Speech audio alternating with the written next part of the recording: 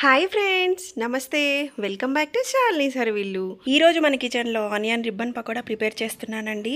ఈ పకోడా చాలా క్రంచీగా చాలా టేస్టీగా ఉంటుందన్నమాట. మీరు కూడా మీ ఇంట్లో తప్పకుండా ట్రై చేయండి. పిల్లల నుంచి పెద్దవాళ్ళ వరకు చాలా ఇష్టంగా తినేస్తారు. ఈ ఆనియన్ రిబ్బన్ పకోడా స్వీట్ షాప్లో కంటే చాలా టేస్టీగా ఉంటుందండి. ఈవినింగ్ స్నాక్స్గా అయితే చాలా బాగుంటుందన్నమాట. ఇంకా మనం లేట్ చేయకుండా వీడియోలోకి వెళ్ళిపోదామా? ఈ పకోడా ప్రిపేర్ చేయడానికి ముందుగా ఒక మిక్సింగ్ బౌల్ తీసుకొని అందులో 1 కేజీ బియ్యం పిండి తీసుకోవాలండి. అందులో ఒక గుప్పెడంతా తెల్ల నువ్వులు కూడా వేసుకొని మన టేస్ట్కి తగ్గట్టుగా కారం వేసుకోవాలి. సుమారుగా ఒక 4 నుంచి 5 స్పూన్లు పడుతుంది.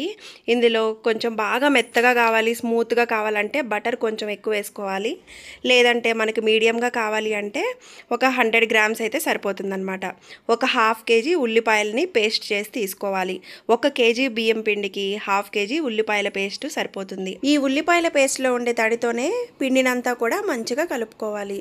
ఇందులో టేస్ట్కి తగ్గట్టుగా సాల్ట్ కూడా యాడ్ చేసుకొని కొంచెం వాటర్ తీసుకుంటున్నానండి.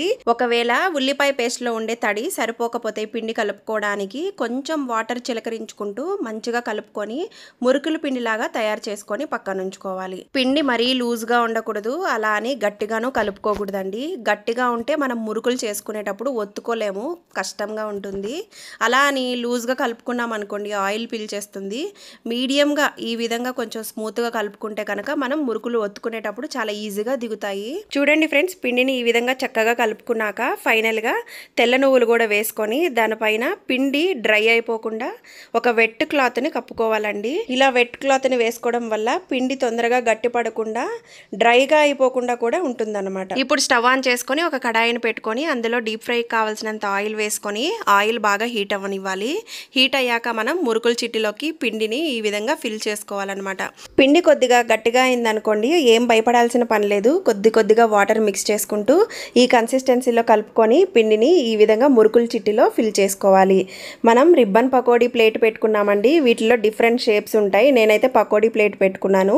ఈ విధంగా పిండి ఫిల్ చేశాక మనం బాగా కాగిన ఆయిల్లో ఈ విధంగా మురుకుల్ని ఒత్తేసుకోవాలి. మురుకులు ఒత్తేసుకున్నాక ఆయిల్ అయితే ఈ విధంగా పొంగుతుందండి. ఇలా పొంగాక మనం అస్సలు గట్టి పరిస్థితిలో కలపకూడదు.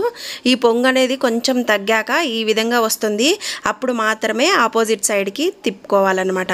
తిప్పుకొని ఇంకొక పక్క కూడా మంచిగా ఎర్రగా కాల్చుకోవాలి. రిబ్బన్ పకోడా ఈ విధంగా ఎర్రగా వచ్చాక తీసేసుకొని టిష్యూ వేసుకున్న ప్లేట్లో వేసుకుంటే కనుక ఎక్సెస్ ఆయిల్ అంతా కూడా అబ్జర్వ్ చేసేస్తుంది. మనం రెడీ చేసుకున్న పిండితో ఈ విధంగా ఆనియన్ రిబ్బన్ పకోడా అంతా కూడా రెడీ చేసేసుకుందాం. రిబ్బన్ పకోడా 2-3 రకాలుగా తయారు చేసుకోవచ్చండి. ఒకటి శనగపిండితో, మరొకటి బియ్యం పిండితో. ఆనియన్తో రిబ్బన్ పకోడా తయారు చేసుకుంటే మాత్రం నెక్స్ట్ టైం నుంచి మీ ఫేవరెట్ స్నాక్ అయిపోతుంది. ఇది అంత టేస్టీగా అంత క్రంచీగా ఉంటుంది. ఇంకెందుకు ఆలస్యం, మీరు తప్పకుండా ట్రై చేసి మీకు ఎలా కుదిరిందో నాతో కామెంట్ సెక్షన్లో షేర్ చేయడం మాత్రం మర్చిపోవద్దు. మీకు ఈ వీడియో కనుక నచ్చితే లైక్ చేయండి, షేర్ చేయండి.